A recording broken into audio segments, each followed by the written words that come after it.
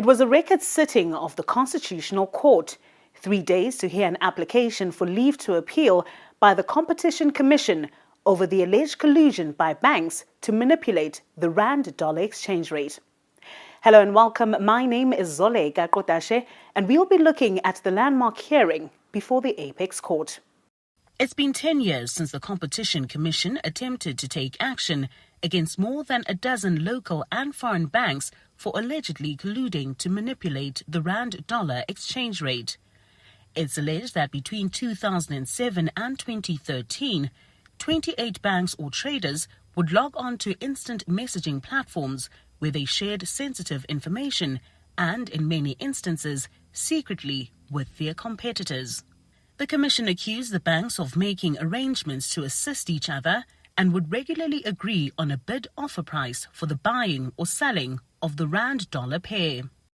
It's quite remarkable that this was able to happen, and practically all that really happened here is that a bunch of independent banks came onto a instant messaging service on Bloomberg's terminal and, allegedly started saying what price they wanted for the rand dollar, which is not at all the way it should work. In a perfect competition society, what should happen is each bank should independently say what price they're going to give.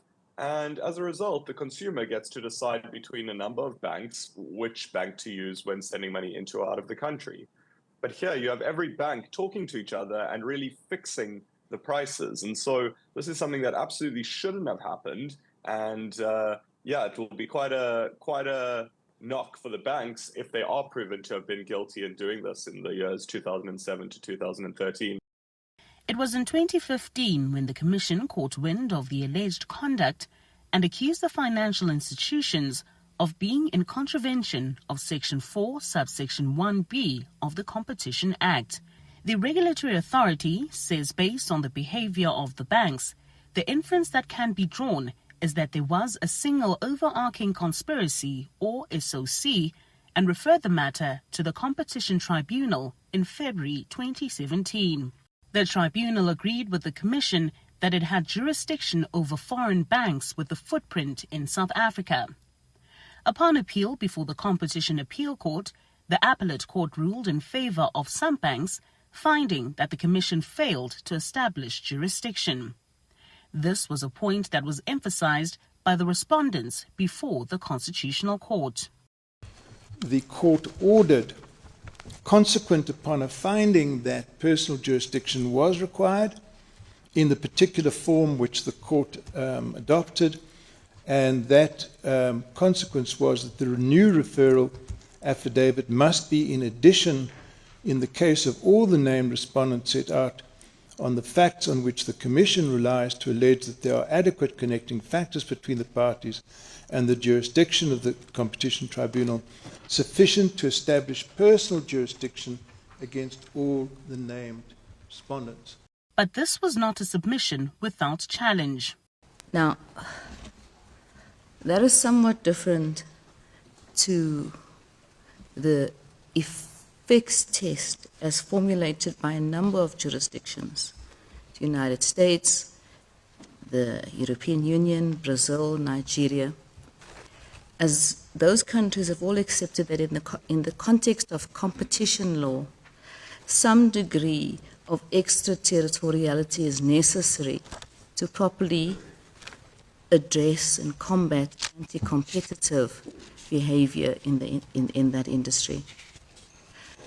Now, is the submission that's being advanced on behalf of the respondents that you represent not an outdated approach to jurisdiction and potentially harmful for the South African market? Common law dictates that jurisdiction is established when parties or entities are based in the country. But Section 3, subsection 1 of the Competition Act stipulates that the statute applies to all economic activity within or having an effect within South Africa. We submit that there is no reason from the structure of the Act to constrain its effect by importing the common law. The Competition Act, in a sense, is a statutory delict. It's an invention of the statute. to address economic activity. It's one of the few statutes that address market power. Most of the statutes we have are addressing political power. This is one of the few that is specifically designed for market power. And it knows that the markets do not respect geographies. And therefore, because the markets do not respect geographies, the legal instrument needs to match the scope of market activity. And matching the scope of market activity means do not constrain the effect of the law to the geographic boundaries. So, two people sitting in Botswana can manipulate a price of a product that is sold in South Africa. And because there is nothing to connect them to South Africa according to the CAC, we would never be able to prohibit or stop the conduct at all. Another firm could conspire in South Africa. Before they get prosecuted, they leave. And then again, our instruments are blunt. They cannot do anything about them. Failure to establish jurisdiction could deal a deadly blow to the Commission's application. The issue here is that you have foreign banks that were trading using rand, which are arguing that we cannot prosecute them because they are not South African. So they said we don't have powers to prosecute them simply because they are not based here. Irrespective of the fact that they were using the South African rand to collude, and the effects of that collusion had an effect on the South African economy. So we are disagreeing with that strongly, so that for as long as it involves the rand, and for as long as it has the effects in the South African economy, the South African Competition Commission has the jurisdiction to prosecute any conduct that has an effect to the South African economy. The banks argue that the Commission seeks to revive the same arguments on the same merits with the same parties in a matter that the Competition Appeal Court has already ruled on, and importantly, which the Commission did not appeal. The legal doctrine prevents litigants from re-litigating a matter which has already reached finality in a different court. The reality was the Commission was prepared to be bound by those orders in keeping with the res judicata and issue estoppel principles and to attempt to comply with them as it evidently thought it could do. The Commission cannot now attempt to reverse course and advance the kind of arguments which would have been competent in an appeal against CSE 1 in the context of an appeal against CSE 2. This was an issue that the justices of the Apex Court also grappled with and pressed the Commission on. If it is res judicata, the whole point of res judicata is to take it off the table, to mean we shouldn't decide it. We can't decide it in this case. Now, I accept, of course, that this court can, when a judgment of the Competition Appeal Court is quoted to us as a precedent in relation to a matter that is properly before us, we can overrule any CAC judgment and say it was wrong. But it first has to be germane to an issue it is proper for us to decide. And to decide whether your Section 3(1) argument is right or wrong, is properly before us, we must first decide whether it is res judicata. At most, if we found it was res judicata and that there weren't grounds for departing from res judicata, we might say we leave open the question whether CAC 1 was right in this respect. The regulator's application was also challenged on evidentiary grounds. After the first order of the appeal court, which directed the Commission to draft a new referral, it added Nedbank without a joinder, the process of consolidating the applications. The Commission accused Standard Bank and ABSA of withholding quotes to help Nedbank fix the exchange rate. The banks again opposed this on grounds including that there was insufficient evidence to support the conclusion that there was a conspiracy. Now, with respect, Justices, I think it's been pointed out before that the 1st of January was a public holiday. The time period indicated, which is starting at 2014 UTC, you have to add 2 hours in order to get to South African time, So we're talking at 10:15 on a public holiday, after normal business hours, and more particularly on New Year's Day, ABSA and Standard Bank are accused of withholding quotes. Now, the Competition Appeal Court had a fundamental difficulty with this notion. And the proposition was put and not properly answered, we respectfully submit, well, why do you expect ABSA and Standard Bank to be sitting in their offices duly posting quotes at that point in time? It's a public holiday. They're no doubt sleeping off the festivities of the night before. Standard Bank also argued that it reached out to the Commission for engagements after it found no wrongdoing on its part, but to no avail. In 2024, after the Commission was given an opportunity to draft a new referral, the banks again took the watchdog to task and headed to the appellate court. The appeals of most of the banks were upheld. It found that the mere involvement of the Rand in the alleged conduct did not constitute a connecting factor to establish personal jurisdiction. Also important, the CAC found that the Commission's referral to the tribunal did not include the plausible evidence to demonstrate each individual bank's participation in the alleged conspiracy. Part of the case that the Competition Commission would be making is that although it's got powers to investigate, to some degree, when you're dealing with foreign companies, you are limited in being able to access all the information. So you require the tribunal process to surface some of that information in the way that the case is pled in the requirements for discovery in response to their pleadings. So what's being objected to at the moment is that there was not sufficient evidence to connect these companies to an overarching conspiracy. And the Competition Appeal Court was allowed to make a determination on what was going on in the tribunal case. However, when the matter returned to the Competition Appeal Court last year, the court found in favour of the Commission in respect of 4 banks. This was not the only application before the Apex Court. There were 2 others in which the Commission was a respondent and another one seeking to cross-appeal.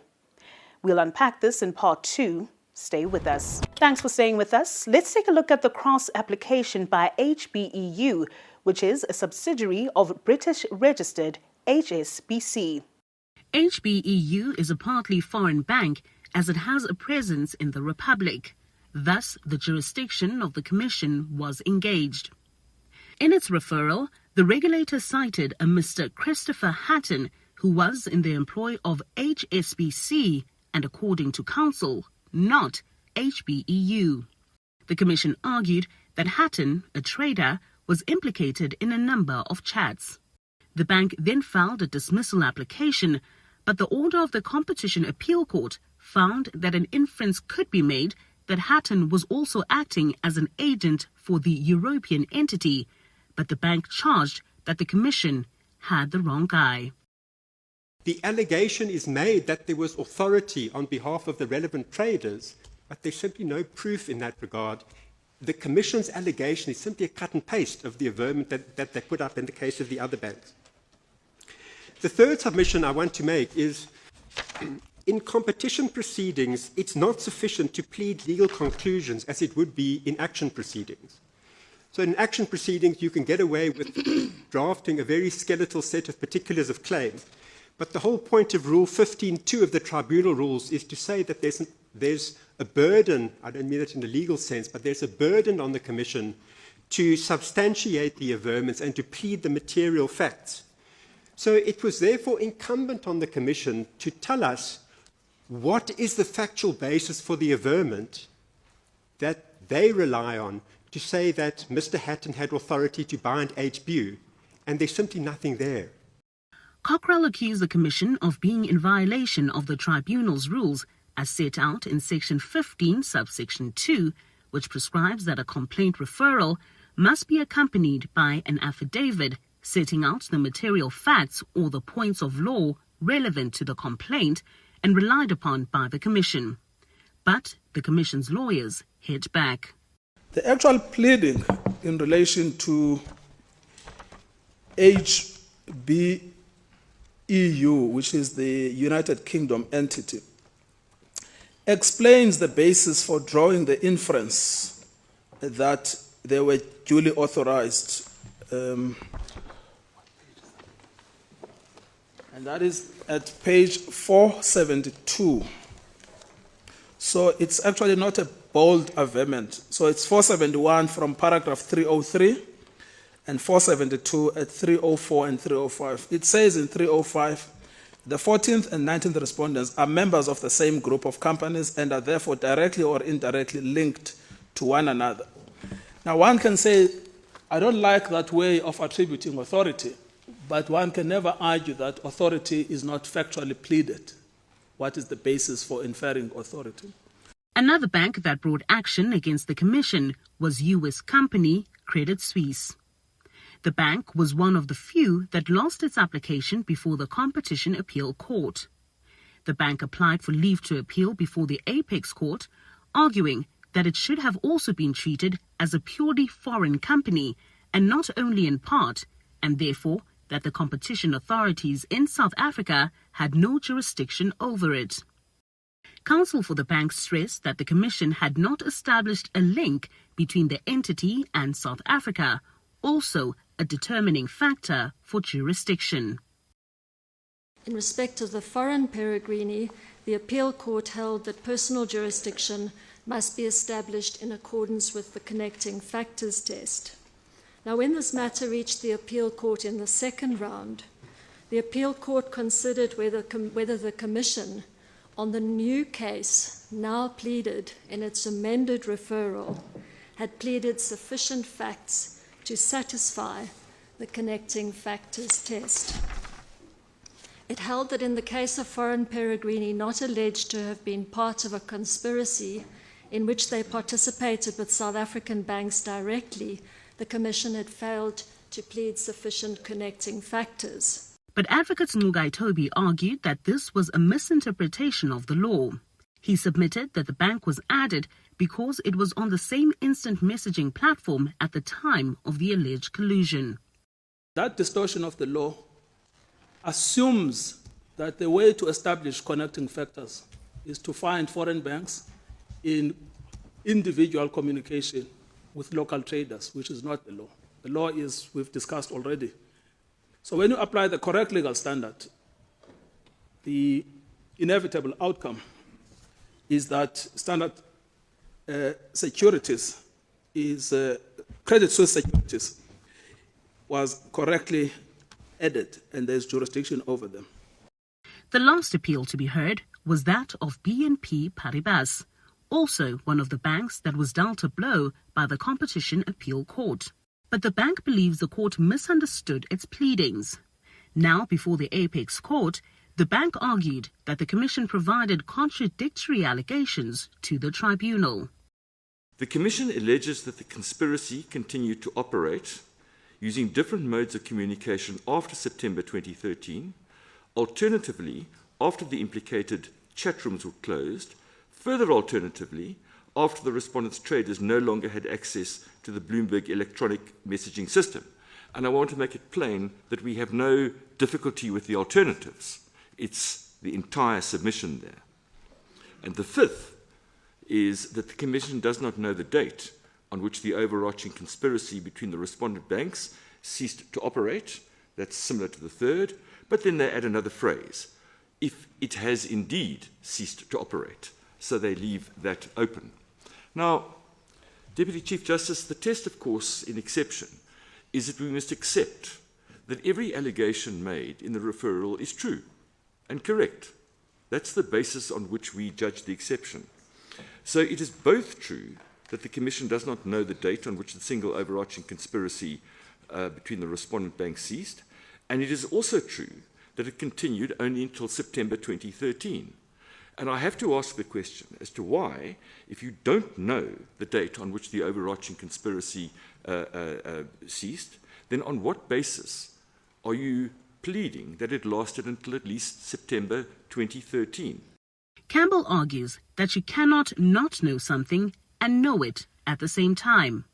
But the Commission submits that this is a baseless claim. It submits that the date provided was simply the minimum. Cartels have evolved.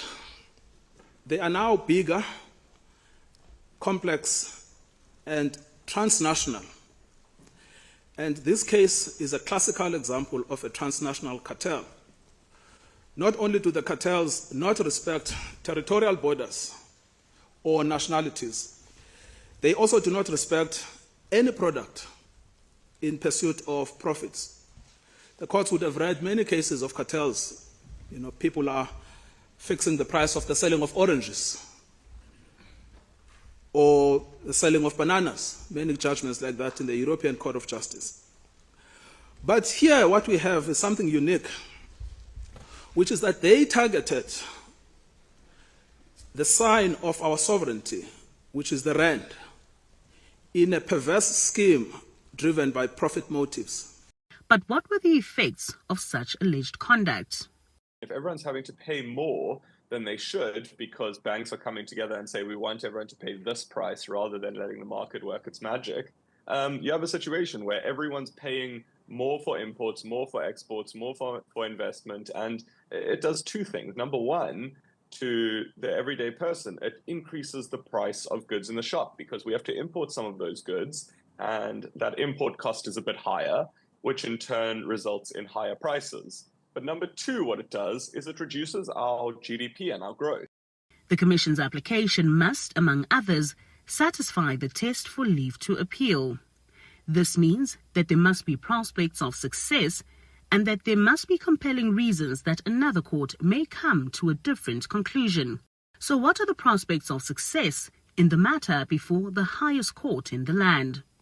Very difficult. Also, I went through the 45 affidavits that have been put together by the Competition Commission and the banks, and it does seem that there is indeed a reality that the Competition Commission, in framing its case, was given multiple bites at the cherry. So even at the lower levels, at the Competition Tribunal phase, they were told that, look, we're here what you're trying to allege, but the case that you're putting together is not cogent. So they were actually given, I think, 3 opportunities to actually put together a case. And even after multiple opportunities, that level of jurisdiction said, of evaluation said, actually, you don't have a winnable case here. So the Competition Commission has lost on the basis that the way they've decided to package the case under the idea of a single overarching conspiracy is, for me, the fatal flaw in that. But of course, there's also the banks that have said that we don't even need to entertain what it is that you're alleging against us. You simply have no jurisdiction. The sticking issue will be, among others, whether the competition authorities in South Africa can exercise jurisdiction over purely foreign and partly foreign companies, and whether the Commission's application is properly before the court or if it's a violation of the res judicata principle. Depending on which way the judgment goes, the Apex Court could send the matter back to the tribunal to continue if it sets aside the order of the Competition Appeal Court and allow the banks to defend themselves before the tribunal. I'm Zoleka Kotashe, and thanks for watching.